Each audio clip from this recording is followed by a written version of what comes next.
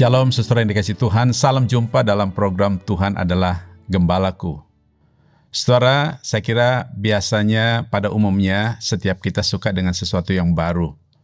Ya misalnya ya baju baru, ataupun kita suka dengan HP baru, saudara ya. Kita suka mungkin dengan aksesoris baru, atau mungkin ya kita suka dengan mobil baru, atau suka dengan rumah baru, saudara ya. Nah, saudara, biasanya kalau kita punya sesuatu yang baru, kita pasti jaga dan rawat dengan baik-baik, saudara ya. Atau kita simpan atau ditempatkan tempat yang baik ya, saudara. Karena apa? Kata kita kepingin supaya apa yang kita miliki itu tetap terjaga dengan baik dan tetap kelihatan baru terus, saudara ya. Walaupun mungkin sudah berhari-hari, berminggu-minggu, berbulan-bulan, tetap kelihatan baik karena kita tempatkan dan rawatkan dengan baik, saudara. Nah, saudara, di dalam pelayanan Tuhan Yesus mengajarkan kepada murid-muridnya dan orang banyak itu bagaimana selayaknya mereka menjaga ataupun memelihara dengan benar kehidupan yang sudah diperbaharui itu. Kenapa, saudara? Karena kehidupan yang lama ataupun kehidupan yang lalu, saudara, tidak cocok dengan kehidupan yang baru. Nah, untuk itu mari kita membaca satu bagian firman Tuhan di dalam Markus pasal 2 ayat 18 sampai ayat yang ke-22. Demikian firman Tuhan. Pada suatu kali ketika murid-murid Yohanes dan orang-orang Farisi sedang berpuasa, datanglah orang-orang dan mengatakan kepada Yesus, "Mengapa murid-murid Yohanes dan murid-murid orang Farisi berpuasa tetapi murid-muridmu tidak?"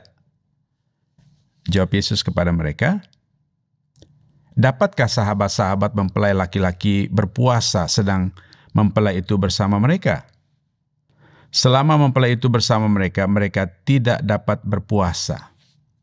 Tetapi waktunya akan datang mempelai itu diambil dari mereka, dan pada waktu itulah mereka akan berpuasa. Tidak seorang pun menambalkan secari kain yang belum susut pada baju yang tua.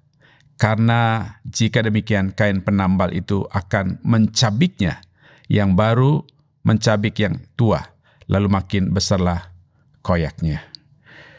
Demikian juga tidak seorang pun mengisikan anggur yang baru ke dalam kantong kulit yang tua, sehingga anggur itu dan kantongnya dua-duanya terbuang.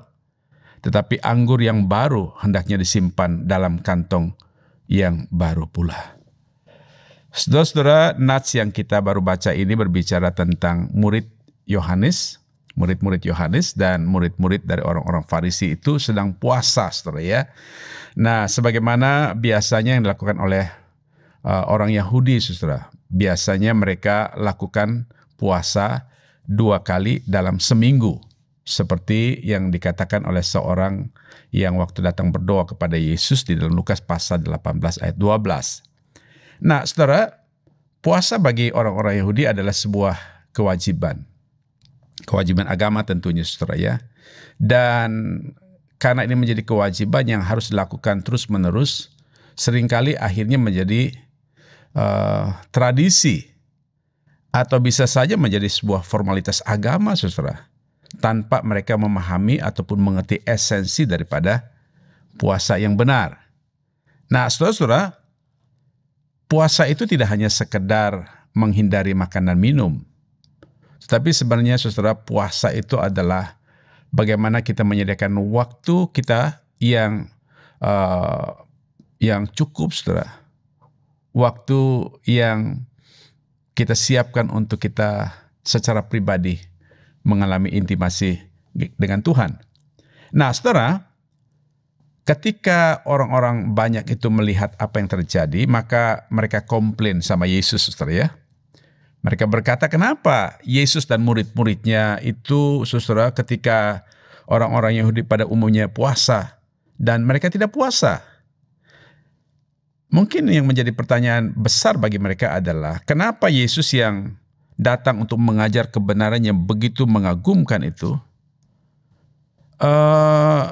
ia sepertinya tidak mengkoreksi apa yang dilakukan oleh murid-muridnya, saudara.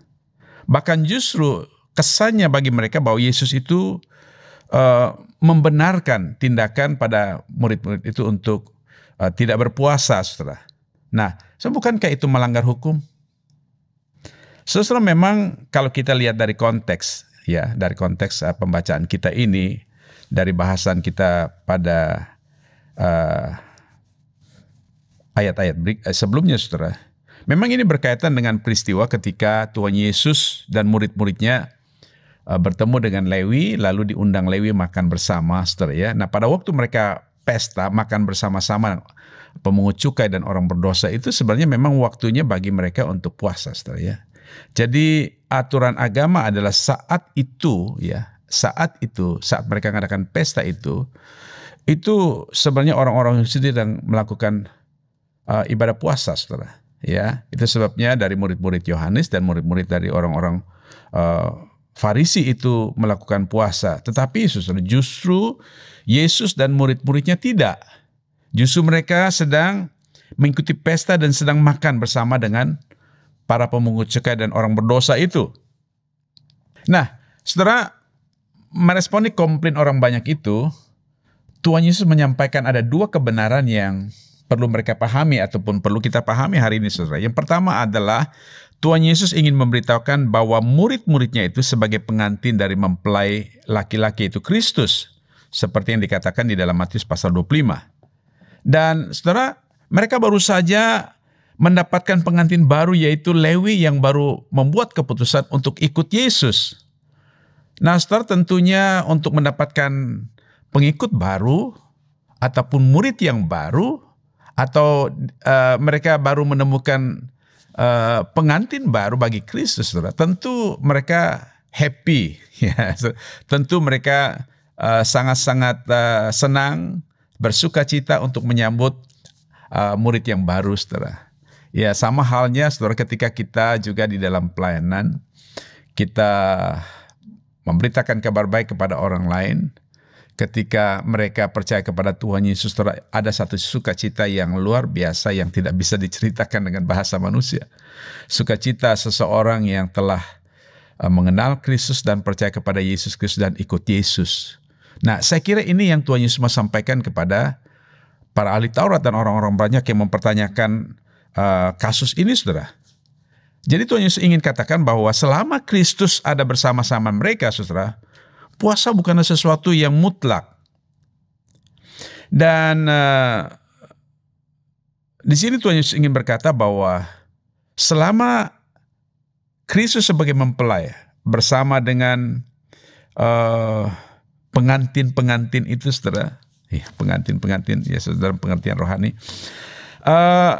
ya, puasa itu bukan sesuatu yang menjadi keharusan jadinya. Kenapa? Karena mereka bersama-sama dan dengan sang mempelai itu. Mereka sedang bersuka cita dengan mempelai itu, saudara. Nah, saudara, di sini kita melihat bahwa ketika mempelai itu sudah pergi, Tuhan Yesus katakan, maka barulah mereka perlu puasa. Ya, barulah mereka perlu puasa. Karena ketika mereka ditinggalkan oleh mempelai, mereka merindukannya, saudara, maka pada saat itulah mereka butuh puasa, saudara. Nah, seperti kita hari ini sebagai orang yang sudah percaya kepada Tuhan Yesus, kita mengenal Dia sebagai Tuhan dan Juru Selamat kita, kita sudah menerima pengampunannya dan juga hidup untuk Yesus, ikut Yesus. Saudara, Yesus setelah mengerjakan karya keselamatan, Dia naik ke sorga. Dan selama kita masih ada di dunia ini, kita membutuhkan Sang Juru Selamat itu sebagai pengantin. Nah, itu sebabnya mengapa gereja sudah melakukan puasa, bukan hanya sekedar sekali lagi untuk menghindari makanan minum, tetapi kita belajar untuk memberikan waktu intimasi dengan Tuhan karena kita rindu selalu berdamai dengan Dia yang kita kasihi, saudara. Kemudian yang kedua, saudara, kebenaran yang kedua di sini adalah bagaimana seharusnya orang yang baru percaya itu hidup dengan cara yang baru. Nah, dalam hal ini Tuhan Yesus menggunakan ilustrasi, saudara, ya, yaitu berkaitan dengan baju, sebuah baju yang sudah tua, sudah tidak dapat ditambalkan dengan kain yang baru, karena kalau paksa dikait dengan yang baru, maka baju yang lama itu akan koyak-koyaknya akan semakin besar dan Di sini Tuhan Yesus katakan juga bahwa anggur yang baru itu tidak mungkin ditempatkan di kantong kulit yang tua, karena akan rusak dan sama-sama dibuang. Oleh sebab itu saudara, anggur yang baru harus ditempatkan di tempat yang baru. Nah saudara, saya kira apa yang Tuhan Yesus sampaikan di sini adalah bahwa orang yang baru percaya, orang yang baru percaya yang ikut Yesus, dia harus hidup dengan cara yang baru. Jadi, hidup yang baru harus ditempatkan yang baru. Dan hidup yang baru harus hidup dengan cara yang baru pula, saudara. Kenapa, saudara? Karena memang sudah berbeda dengan yang lama. Maka kehidupan yang baru itu harus dengan cara yang baru. Tetapi saudara, perubahan itu tidak bisa serta-merta seperti membalikan telapak tangan, saudara ya. Karena apa, saudara? Karena orang yang baru percaya itu mereka butuh proses untuk bertumbuh di dalam hidup yang baru. Mereka perlu proses untuk bertumbuh dengan cara hidup yang baru.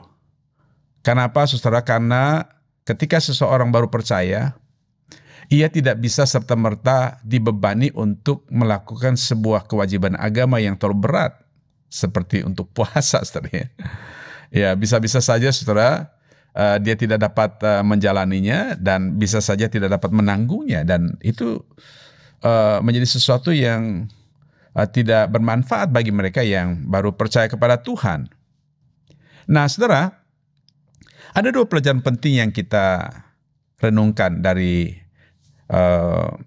firman Tuhan ini, saudara. Yang pertama adalah setiap orang yang percaya dan ikut Yesus, kita disebut sebagai pengantin mempelai Kristus, saudara. Sekali lagi ini berkaitan dengan relasi antara kita dengan Kristus. Menjelaskan tentang relasi kedekatan, intimasi kita dengan Dia yang kita kasihi, dengan Dia yang mengasihi kita. Itu sebabnya, saudara, seringkali kita mungkin dalam nyanyian kita atau mengatakan Yesus kekasih jiwaku. Ya, saudara ya. Kenapa, saudara? Karena memang Dia yang dahulu ataupun Dia yang pertama kali mengasihi kita apa adanya. Dan kita pun sebagai orang yang dikasihi juga menyatakan kasih kita kepadanya. Nah, so kita bersyukur karena kita dijadikan sebagai mempelai Kristus, di mana satu kali kelak, saudara, kita akan menikmati sukacita dan kebahagiaan yang tiada tara bersama-sama dengan Dia, pengantin Yesus Kristus untuk selama-lamanya. Saudara yang dikasih dalam Tuhan, pada waktu saya membaca, merenungkan bagian ini, dan saya menempatkan diri saya sebagai pengantin Kristus, saudara, betapa indahnya ketika waktunya tiba, saudara. Ada pesta yang begitu besar, pesta akbar yang luar biasa. Ya, pertemuan antara pengantin laki-laki dan pengantin perempuan. Nah, saudara-saudara, inilah apa yang Tuhan Yesus mau katakan kepada para ahli Taurat dan orang-orang banyak yang mempertanyakan tentang kewajiban dalam melaksanakan agama mereka, saudara. Yang kedua, saudara, ketika kita sudah percaya kepada Yesus, saudara, secara bertahap kita bertumbuh ikut Yesus, dan hidup kita yang baru, yang harusnya cocok dengan kehidupan yang baru. Nah, kalau kita sudah hidup yang baru, maka kita tidak cocok lagi, tidak sesuai lagi dengan cara hidup yang lama. Saudara, hidup kita yang baru tidak cocok dengan yang lama, ataupun hidup kita yang baru tidak elok lagi mengenakan kebiasaan-kebiasaan yang lama, saudara. Cara-cara yang lama, karakter-karakter yang lama, ataupun sifat-sifat yang lama, atau juga kebiasaan-kebiasaan yang lama, saudara ya. Nah, saudara, Paulus katakan di dalam 2 Korintus pasal 5 ayat 17, jadi siapa yang ada dalam Kristus, ia adalah ciptaan baru. Yang lama sudah berlalu, sesungguhnya yang baru sudah datang. Saudara, mari kita lihat diri kita hari ini. Pertama-tama, saudara, kita harus sadar bahwa kita adalah mempelai Kristus. Untuk itu mari kita di dalam kehidupan kita setiap hari, saudara, terus mencintai Dia dengan segala akal budi kita, dengan segala kekuatan kita, dengan segala, saudara, apa yang kita miliki untuk menyatakan kasih kita kepada Dia. Nah, biarlah kiranya, saudara, di dalam situasi apapun, kasih kita kepada Dia tidak pernah berubah. Karena Dia sebagai mempelai Kristus, mempelai laki-laki itu, saudara, Dia setia kepada janjinya dan setia kepada cintanya kepada engkau dan saya. Kemudian, saudara, mari kita lihat diri kita, saudara, sebagai orang yang sudah percaya kepada Kristus dan kita mengenal Kristus sebagai Tuhan dan Selamat kita, dan kita berkata, aku ikut Yesus. So, ketika kita berkata, saya ikut Yesus, tetapi saudara, di dalam kehidupan kita, kita belum menghidupi cara hidup yang baru. Kita masih menghidupi cara hidup yang lama, saudara. Maukah kita bertekad berkata, Tuhan, ini aku sudah percaya kepada Engkau, dan aku sudah mengalami hidup yang diampuni dosa-dosanya. Aku sudah bertekad untuk ikut Engkau. Tuhan, hari ini aku mau supaya aku hidup dengan citra yang baru dalam Kristus. Dan biar menjadi tekad kita, saudara, di dalam tahun ini, kita hidup di dalam hidup yang baru. Mari kita berdoa. Bapa di surga, kami berterima kasih untuk firman-Mu hari ini. Dan kami bersyukur, ya Tuhan, karena kami dijadikan sebagai mempelai Kristus. Tolonglah Tuhan agar kami sadar bahwa kami adalah mempelai Kristus yang harus sungguh-sungguh memelihara cinta kasih kami kepada Engkau, ya Tuhan. Dan tolonglah kami juga, ya Tuhan, sebagai orang yang sudah mengalami hidup yang baru, hidup di dalam Engkau, ya Tuhan. Sungguh-sungguh pelihara hidup kami, supaya hidup kami tidak lagi mengikuti cara yang lama. Hidup kami yang baru mengikuti citra yang baru dalam Kristus. Sehingga kehidupan kami boleh mempermuliakan Engkau, ya Tuhan. Terima kasih Bapa, terpuji nama-Mu. Dalam nama Tuhan Yesus Kristus kami berdoa. Haleluya. Amin.